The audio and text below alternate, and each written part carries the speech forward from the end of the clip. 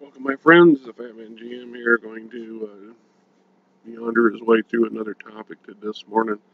Mostly giving a test run on this camera setup on my new laptop. Like I said in my previous blog, if you saw it, I'm not impressed by it. I'm going to have to look at maybe getting a download of the UCam if I get it for free, because that's what I had on my last one, and I'm fairly comfortable with it. I don't think this one is as clear, and the test video I did before this, the sound didn't sound so hot. So, the particular thing is, the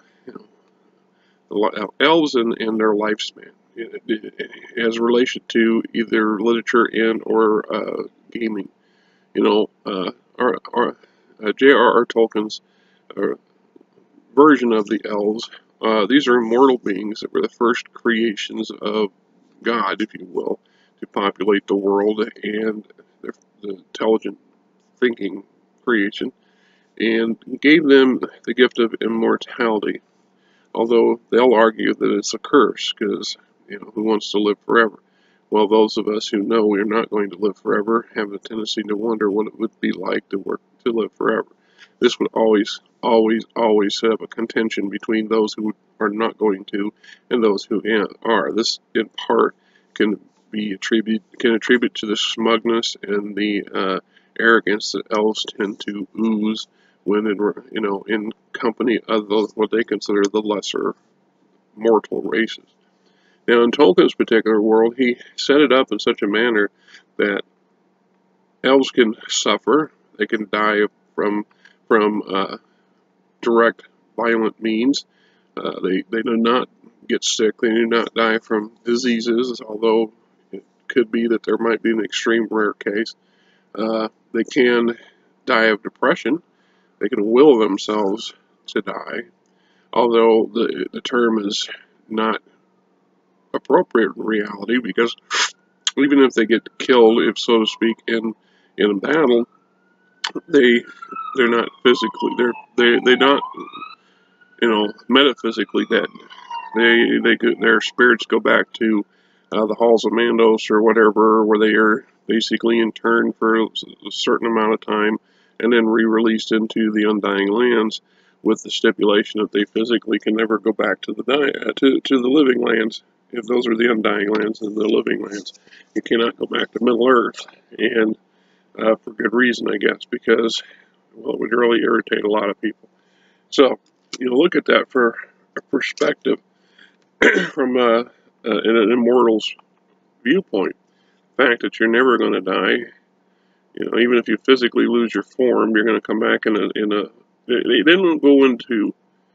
I don't remember Tolkien going into great depth on this, and I don't think I read anything from his son Christopher on this subject, although I'm sure it may probably have been touched on at least once, because I can't see how this sort of thing didn't get examined by somebody someplace. When they talk about the mortal body being destroyed and then being resurrected, if you will, in the Undying Lands, they don't. It's implied that they're returned to their form, that they're reunited with a body that's identical to the one that they had when they passed away, or were, disrupted, if you will. They don't go into any great detail as to exactly how that happens, how that occurs, or is it magically constructed? Is it just pulled from the essence? Is it somebody, one of the god figures, wave a hand and there you go? Or do you reconstitute? Or that's why it takes a while for them to rejoin their brethren, if you will. They got to be in the halls until they reconstitute a form that's acceptable. We only example you see of this sort of thing is the fallen mayor, Sauron, when he goes from, at some point, he's no longer able to, he's a master of transformation. At some point, he loses this ability. His body is physically destroyed in the downfall of Nermr and the attack on the Undying Lands, and in the process, his spirit flees back to Middle-earth, and it regrows and reconstitutes itself, but it's no longer able to take a pleasing form, and then eventually it only takes on what basically looks like a being of energy. He's truly a entity at this point. I mean, he's not a person anymore if you look at it that way. You know, whether he's represented as a glowing, all-seeing eye, or he's that amorphic-looking spirit substance that you see at Dolgund or in the movies. So this is the same thing that applies to the elves, because we see scenes in the books and in the movies. The battle at Daggerlad, after the major battle, you can in the Dead Marshes, you can still see the semi-not decaying bodies of elves and men and what have you. So the physical corporal bodies are there, but the spirits are not. So, you know, it's one of those undying, undead conundrum kind of things where I don't know. Now, when Gary Gygax and other assorted yahoos of the day decided to come up with this wonderful gaming concept of hack and slash sorcery, Dungeons and Dragons, what have you, you know, they were confronted with a conundrum when it came to the elves specifically. How do we create an elvish race, a player character-based race that's immortal? How do you justify that in the players? First off, we're human. We don't understand the true concept of immortality. We think we do. We poke at it. We debate it heavily and many, throughout time. And we still can't wear those shoes. So how do you role play in something you just totally cannot grasp? And that manifests itself even to this day. I can tell you I'm guilty of it. I'm sure a lot of people, most people who play an elf, truly don't understand exactly what it is they're doing. They don't have that, I can't think of a term off the top of my head that would apply appropriately here. They just don't have the vibe of what it is and what it means to be a creature that's going to never die. Or in the case of, like I said, in D&D and a lot of the games since then, they sidestep this issue by just giving them an extremely long life. You know, one of the best examples of this conundrum in personal turmoil is represented by Drizzt Do'Urden from R.A. Silvertore's series of books based on the Dark Elf. And every now and then, Drizzt will ponder his existence and how that he will live and outlive every friend he ever meets and every person he loves who's not an elf. And over time, he may go through several stages of these. And how do you embrace this? How do you deal with it? How do you learn to cope with it? How do you not become distant or to shut yourself off? So this, in that aspect, explains a lot of why the elves are so standoffish when it comes to the other races and protective of their own societies or homes or whatever. Because, you know, who wants to open themselves up to repeated pain over and over and over, the pain of loss? And yet, that's also part of life. That's one of the reasons that humans burn so brightly, if you will. Why we are so driven to do things in such a short amount of time, like it's the elves equivalent of us being on hyperdrive, because you know we have a limited short lifespan, and we're going to express this as fast as possible. We're going to do what we can do as fast as we can. Although, having lived a good half of my life, a little more than half of my life now, I can honestly say that I wake up every now and then and wonder, where did it go? And why am I not further along? Why do I look at my peers and why they all seem to be doing far better than me? And where did I go wrong? Or how is it that I don't feel 50? I mean, physically speaking, there are days I definitely feel 50. But there are other days when I think it was just yesterday when I was 20. And I don't understand how the time has passed so fast. And yet, at a day-to-day basis, it doesn't seem to do that. It's a strange concept, hard to quantify, I think. And they never get, it's one of those great answers, those great mysteries. So the creators decided to give an artificial lifespan to what are basically immortal beings. And this was to give us a little bit, at least some checks and balances for the game perspective. At the same venue, as a player, and very few players who play elves take the effort to create the backstory that, with the depth of what it would be to be, let's say, 300 of a 700-year-old lifespan. And how is it that this one individual elf is out here robustly adventuring alongside dwarves and hobbits and dwarves, halflings, and humans, blasely going through their daily whatevers, without this, not having this kind of inbred smug or inbred mindset that I'm going to be here long after the rest of these yahoos are going to be here. So why don't they take the longer view of things? As a player, it's hard for us to do that because we're not used to it. Even though the whole concept of role-playing is to put yourself in something else's shoes and taking on as much of what you imagine their life would be like. So it's a question.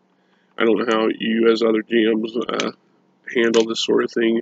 Most of us, I think, don't bother with it, don't worry about it, we don't glaze over it. It's not a big deal. And yet, I think if you want to play an elvish character properly, you really need to have some sort of, I don't know, vibe or spirit that lets you know that this is a nearly immortal being who's decided to do something in his life his or her life at this point that steps out of the normal bounds for what's their particular culture and race, to go adventuring or become a roving murder hobo. I find it hard to believe that elves would become roving murder hobos, mercenaries for hire, although, and not get burned out. Maybe it's just a phase they're going through. Oh, I tried this phase for so long, and I tried that phase for so long. See, that brings us to another, a contradiction in terms or conundrum. How, and there's no way, mechanically speaking, for the game systems to allow for it. You just really can't allow for it. But how else do, everybody starting out first level? I have a first level wood elf with a bow. Going to be a typical elvish archer at first level. Well, traditionally speaking, that means you're a child in the eyes of the elvish community. I mean, most elves, most of their children are level 2 or 3 by the time they get into their adult age, just from the sheer years of experience and practice. I mean, let's be truthfully honest. That is the facts there. Or, if you got a midlife aged elf starting out at level 1, the heck did he do for most of his life? How did he spend the first 250 years of his life basically plucking flowers in a meadow somewhere and playing little games and living a childish life that the rest of his peers kind of indulged on? Let's see how much effort and time and difficulty it is to play this one particular character race. Even the dwarves, who have a fairly long lifespan, don't have that kind of conundrum. You just we don't think about it. We don't pursue it because it's not material to entertaining ourselves with the game, right? Okay. So, we go back to J.R.R. Tolkien's view of things. Now, if the elves came back to Middle-earth, most of them that are existing in Middle-earth never left it. The lion's share, this is where people get confused. The lion's share of the elves are the Avari, or what they consider the dark elves. These are the elves the wild elves, the wood elves, who, while they moved westward towards Aman and the Undying Lands, and one reason or another stopped along the way and found some place, some wooded area, some glade or some valley or whatever that they fell in love with, and never resumed their trek. And these are their descendants. This is the bulk of the elves who live in Lothlorien and Rivendell, and especially in the woodland realm of northern Mirkwood. That is the average Joe elf. Now, their leadership, the higher elves, and Noldar in this case, the gray elves, or however you want to look at them. Now, these are the ones who went all the way back to the Undying Lands, and then their leadership and their extreme arrogance had a beef with Morgoth and decided, well, we're going to show this guy up and have a conversation with him. made a decision to walk away from the Undying Lands, which they were strongly, impressed upon not to do for whatever reasons that the Valar had, and yet the Valar were not going to restrain these thinking, creative people from doing what they, the free will thing. Even when they had their first kin strife and they slaughtered a bunch of the Tel'arai, a bunch of the aquatic elves, if you will, who were living on the edge of the Undying Lands and still were attached to the sea to get their ships. And then in that case, a portion of them traveled back to the Middle-earth port ships and then burned them. And the rest of them, the bulk of them, had to make the long walk across the grinding ice to get there.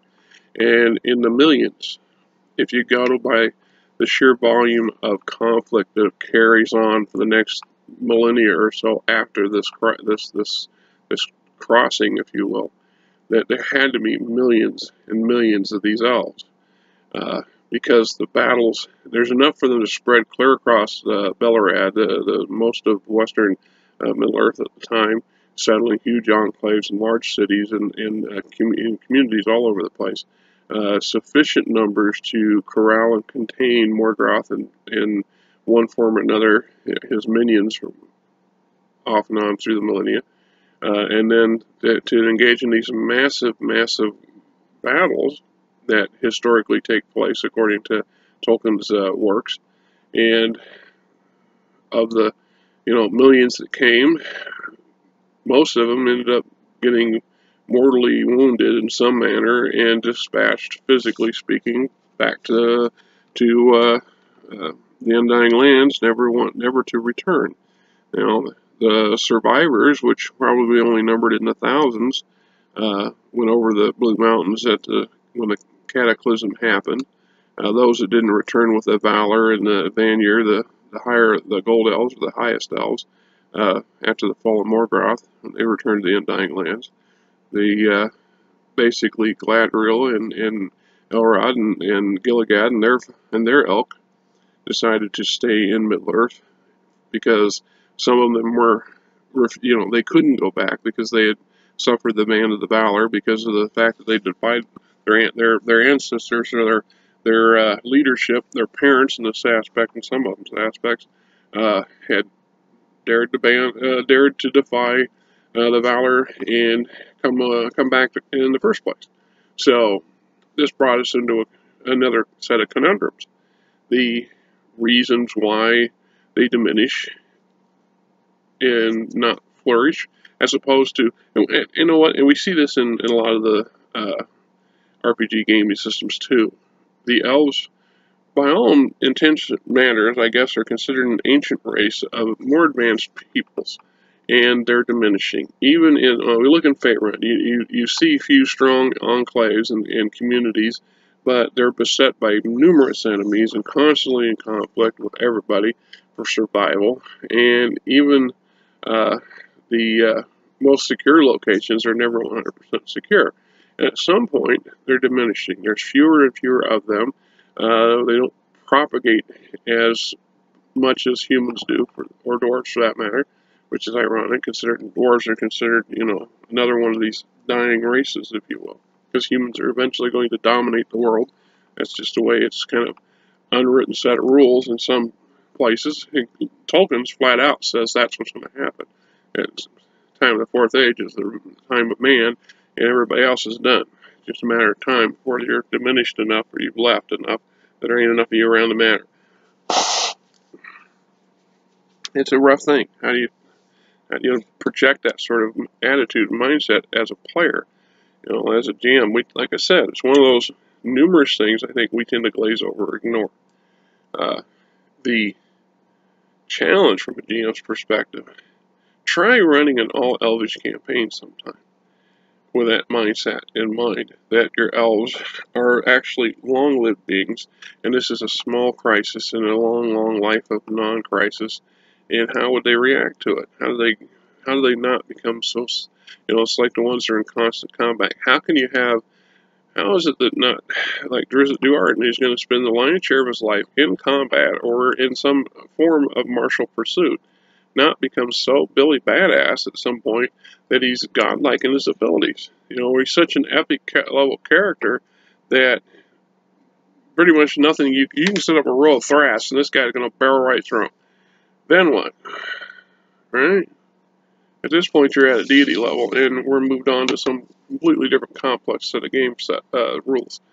And yet, so we have some point where they just don't get any better. We hit a ceiling because that's not how the experience points are set up in most game systems. There's an open-ended ceiling. It just gets, you just need more and more and more of them to get to that point. So, is that another way of kind of putting a checks and balance in there? I think so. Ideally, once you hit your 20th level, I've always said that you get in that epic level, unless you've really got a dedicated band, a group of players who really understand the complexity of such high-level characters, better to have them retire, you know, as lords and ladies or what have you, and start something new. You know, it's just my opinion. So like I said, you look at these elves and their longevity. How do we play it? How can you play it? How do you understand it? How do you project it? It's a tough thing. It's a challenge. Of all the character classes, these are the most challenging, the elves, to do them properly. And I think, for the most part, we do not do them justice to the degree that we should. In some aspects, I've always thought, this is just personal. I like playing elves. Don't get me wrong. You know, I like playing elven characters. I think this is why half elves are so popular, because they're much more easier to deal with, in the mind anyway. But I've always liked the elvish character. But I think, as a GM, these should be NPCs. These should be the characters that motivate your players to go do something, or to accomplish something, or what have you, or maybe interfere occasionally because they have a wider, longer view agenda than your shorter lifespan player characters do. So, just my opinion, just my ramble. It is what it is, my friends. Till the next time, keep the dice a-flowing.